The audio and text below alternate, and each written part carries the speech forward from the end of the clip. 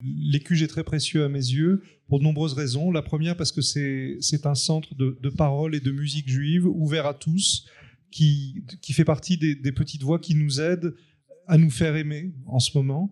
L'autre chose, c'est que lors de ma première venue ici, c'était pas avec toi, je me suis aperçu que ma famille en Israël assistait à vos rediffusions. Donc je sais qu'en vous voyant, je suis écouté par ma famille qui est à Jérusalem. Tu sais, tu fais comme à la télé, tu en profites pour dire bonjour. Bonjour la famille. Voilà, très moi bien. j'ai fait ce livre pour une seule raison, pas parce que j'ai des opinions, parce que j'ai très peu d'opinions. Je veux casser les certitudes des réseaux sociaux. Je veux pas que les gens aient une certitude sur ce que c'est qu'un juif, sur ce que pense un juif, sur ce que c'est qu'un Israélien, sur ce que pense un Israélien, parce que ce que pense un juif aujourd'hui ou ce que pense un Israélien aujourd'hui, c'est qu'il y a du chagrin, c'est qu'il y a de la colère, c'est que personne ne sait comment on va s'en sortir et que personne voit de solution valable à ce qu'on traverse. Donc dans ce désespoir, c'est pas le moment d'avoir des réponses définitives. C'est le moment de faire un travail. Je suis pas journaliste, je suis pas historien, mais de faire un travail qui pourra servir aux journalistes et aux historiens pour comprendre cette période. En premier, faire une recension de ce qui s'est passé le 7 octobre pour l'histoire, comme le journal Le Point a pu le faire, comme le New York Times a pu le faire avec 2 mois de retard, comme Lee Yaron vient de faire. Ça me paraît très important. Et une deuxième chose, parce qu'il y a aussi un combat intérieur, d'écrire ce qui se passe aujourd'hui à l'intérieur de la société israélienne, les questions qui se posent, les acteurs en présence, et je crois que parfois militer, aimer, dire son attachement, c'est oser faire état de ses doutes.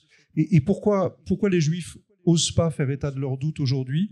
Parce que nous sommes comme une citadelle assiégée. Il y a un tel degré de haine autour de nous, d'agressivité, parfois imbécile, parfois mal informé, parfois que on essaye d'être fort, on essaye de parler tous de la même voix.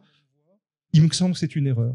Il me semble qu'il y a une manière de rester unis tout en étant polyphonique. C'est très difficile, c'est une mise en danger. Et contre ça, ce rail, ce nous vivrons, qui m'a attiré des petits ennuis, parce que dès que je parle de ça, on me dit tu pleurniches, mais c'est une réalité. J'ai commencé à faire ce livre, ça s'est su parmi mes éditeurs, et il devait être chez un de mes éditeurs habituels qui était ravi de l'avoir et qui a envoyé ses représentants commerciaux chez divers libraires.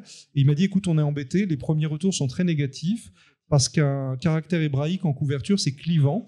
Donc on est ravi de prendre ton livre parce qu'on adore ce livre, mais on ne pourra pas en imprimer beaucoup parce qu'il va y avoir un rejet des libraires. Moi, comme je suis toujours d'accord avec les pessimistes, j'ai dit oui, mais entre-temps, mon agent est allé voir une autre maison d'édition. C'est pourquoi j'ai le bonheur d'être aux éditions des Arènes.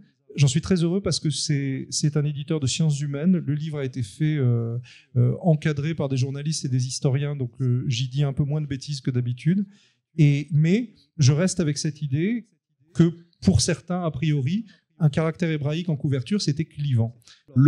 Alors, 450 pages, ok, mais moi j'étais habitué au chat du rabbin, c'est facile à ranger, et là tu sors ça. Alors, pourquoi ce format et pourquoi ce titre? Et tiens, tu nous décris la couverture pour commencer. Alors, la couverture, elle est copiée. Je suis très content que tu me poses la question parce que personne ne me demande.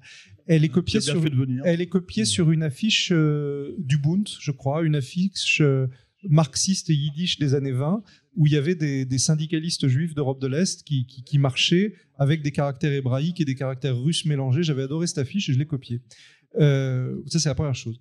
Et ensuite, pourquoi il y a plein de pages? Et pourquoi ça s'appelle Enquête?